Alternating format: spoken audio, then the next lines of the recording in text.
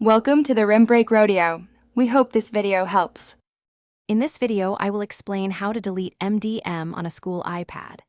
Before we begin, it's crucial to understand the potential consequences. Removing mobile device management from a school-issued device often violates their terms of service, which could lead to disciplinary action or even legal issues. Always back up any important data on your iPad first, as this process might erase all information. Proceed with caution and at your own risk.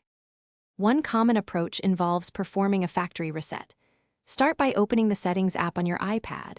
From there, tap on General, then scroll down to Transfer or Reset iPad.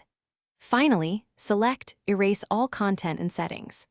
This action will wipe your device clean, often removing the MDM profile.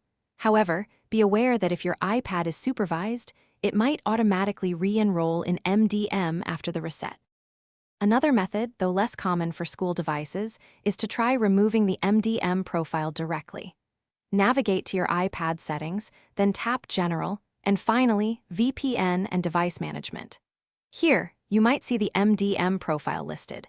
If there's an option to Remove Management or Remove Profile, you can attempt to tap it. This usually only works if the MDM was installed manually by you, not if the device is institutionally supervised. Some users explore third-party tools designed to bypass MDM.